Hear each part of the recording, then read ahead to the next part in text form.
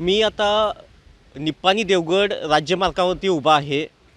पहाटेच्या 3 वाजल्यापासनं या रस्त्यावरची वाहतूक थांबलेली आहे. या रस्त्यावर असणारे हे मोठं वृक्ष रस्त्यावरती पडल्यामुळे रात्री 3 वाजल्यापासनं पूर्णपणे अवजड वाहनाची वाहतूक थांबलेली आहे. माझ्यासोबत इथे वाहतूकदार आहेत, त्यांच्यासोबत आपण बोलूया. भैया, आप किधर से आए हो और इधर कितनी देर ठहरे हो? हम पूना से आए और 4 बजे से रुके हैं इधर, झाड़ गिरा है 4 बजे से, 3-4 बजे से। इधर आप कोई अधिकारी इधर आया था क्या और ये देखने के लिए इधर? अभी तक तो कोई नहीं आया।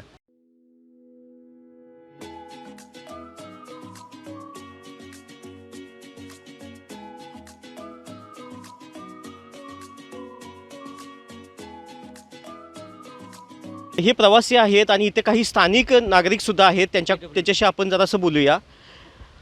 किती वाजल्यापासून इथं वाहतूक थांबलेली तर आहे? हे कमीत कमीत रात्री पहाटे 3:30 वाजल्यापासून तरी आहे, 3-3:30 वाजल्यापासून. सर 3 वर्ष प्रयत्न करतोय की धोकादायक झाडं आपल्याला काढायची नाहीत मुळातनं, तर धोकादायक झाडं जे फांद्या आहेत त्या कटिंग करावं म्हणून आम्ही 3 वर्ष प्रयत्न करतोय. वन खात्याला वारंवार सांगितलं, PWD ऑफिसनं आपल्याला सहकार्य केलं, लेटर दिलं, तर वन खात्याने आम्हाला कुठलंही सहकार्य केलं नाही. तर का इथून येणार जाणार पर्यटन ताप एक आहे ते आहे, पण कुणाचा पर्यटक येतात, फिजुड्यातली नागरिक येतात, पण पडळी असं ह्या जेवढा परिसरमधले आहेत नागरिक त्यांना येणार जाणार भरपूर त्रास आहे. जवळजवळ मी 3 वर्ष सांगतोय की वन खात्याला 3 वर्ष सांगतो की फक्त तुम्ही ढाप्या मारून घ्या, तेव्हा आम्हाला तळातनं झाडं काढायची नाही. आम्ही पण निसर्गप्रेमी आहे, तरी पण हे 3 वर्ष आम्ही प्रयत्न करतो, सांगतोय. हा जोडून सांगितलं तर प्रशासनचं लक्ष नाही, फक्त कुठं वन खात्याचं लक्ष नाही. आम्हाला दुसऱ्या कोणाही प्रशासनावर टीका करायची नाही. PWDने आम्हाला सहकार्य केले, लेटर दिलेलं आहे PWD ऑफिसनं. तर वन खात्याला आम्ही वारंवार सांगितलं, तरी पण टोलाटोलीची उत्तर आहेत आणि हिची प्रशासनानं दखल घ्यावी अशी आमची विनंती आहे. PWD नागरिक सचिन जाधव बोलतोय.